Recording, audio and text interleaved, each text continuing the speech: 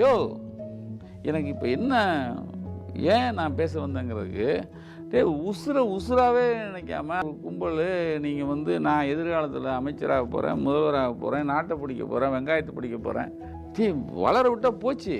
நீங்கள் வந்து நான் காழ்ப்புணர்ச்சியில் பேசலை.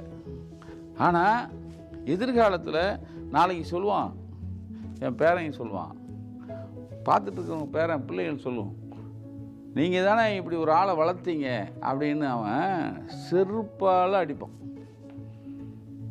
அதுவும் நான் இப்போ சொன்ன பாருங்க, கிடக்கில் அந்த 1000 செருப்பு, அதில் ஒவ்வொருத்தன் எடுத்து வச்சுக்குவான், இருங்கடா உங்களுக்கு எதிர்காலத்தில் அடிக்கிறேன்ட்டு. எப்படா வளர விட்ட இவங்கள? வளர விட்டுறக்கூடாது சார். ஏன்னா ஒருத்தன் செத்து போயிட்டான். மதுரையில் செத்தவன் இன்னும் தெரியாது, நாமக்கல்ல இன்னும் ஒரு அம்மா ஒருத்தன் சிசியில் இருக்கான்.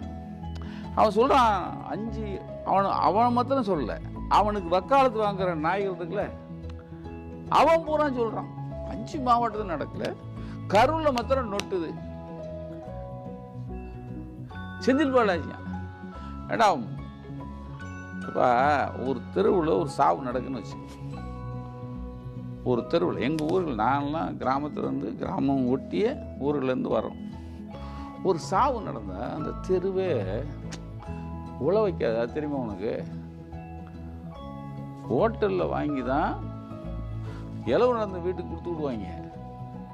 2வது தெருவில் இருக்க வீட்டில் சமைச்சு தான் கொண்டு வருவாங்க 2வது நாள் 3வது நாளுக்கு. அப்படி ஊர்கள்லேருந்து வந்திருக்கோம்யா. நீ வந்து கண்ணுக்கு முன்னாடி 41 வருஷத்துக்கான் பக்கத்து